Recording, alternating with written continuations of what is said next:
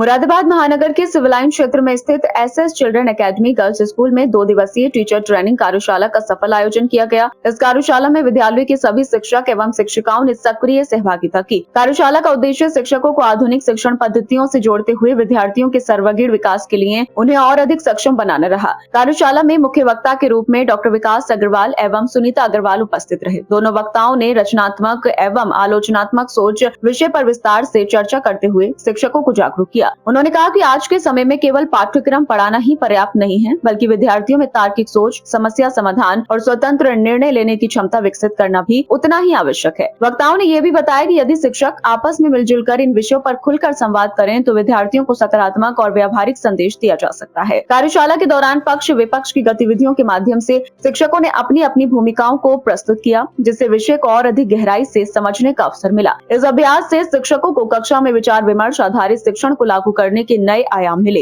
ICW कर लेंगे, पर आपको जान के बड़ा ताज्जुब होगा, बहुत सारी चीजें ऐसी हैं, बहुत सारी फील्ड ऐसी हैं जिसके अंदर सैलरी स्ट्रक्चर इससे भी बहुत ज्यादा है और काम बहुत कम है। जैसे एग्जांपल SI के कॉम्पिटिशन होते हैं, सब इंस्पेक्टर आज की तारीख में सैलरी 80,000 रुपए है।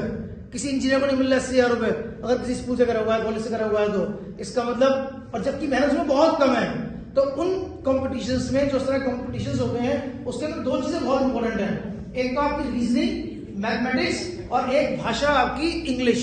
तो दो चीजें अगर हैं, इंग्लिश और रीजनिंग, तो इन कॉम्पिटिशन्स को आप बहुत आराम से निकाल सकते हैं। जितनी मेहनत आपको इंजीनियरिंग में करनी है या मेडिकल में करनी है, उसके मुकाबले 1/10 लेवल करनी होगी आपको, और आपका जो अर्निंग स्ट्रक्चर है वो उससे कहीं बेहतर है। और आपको मालूम है गवर्नमेंट जॉब में किस तरह ग्रोथ होती है, किस तरह पर्क्स लगते हैं, प्राइवेट सेक्टर में वो चीज नहीं है।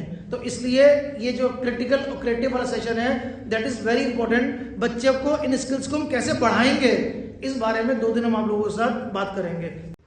जहां लॉजिक होता है that is critical, and critical is never like to criticize others. No, critical thinking है अपने ही सोच को किसी दूसरे तरीके से सोचना।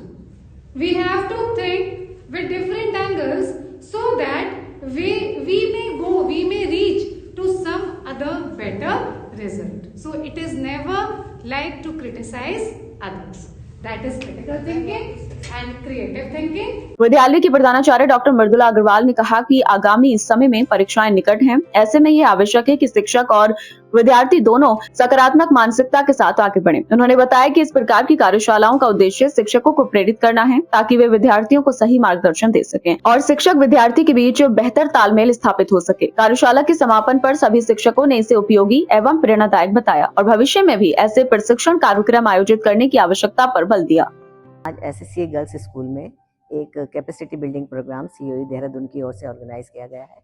ये exclusively for our school teachers, and इसको जो हमारे रिसोर्स पर्सन है वो भी हमारे ही स्कूल के डॉक्टर विकास अग्रवाल और सोनिका अग्रवाल इसको लीड कर रहे हैं।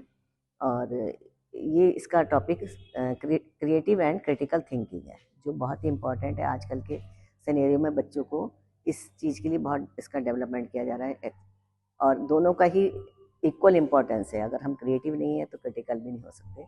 तो CBSE इस चीज़ पर बहुत ज़्यादा एम्फेसाइज कर रही है, और इसी चीज़ को आज हमारी वर्कशॉप में इसी पर डिस्कस किया जाएगा, जिससे कि टीचर्स इसके बारे में अवेयर होकर आगे अपने क्लासरूम में भी टीचिंग में इसको इम्प्लीमेंट करें।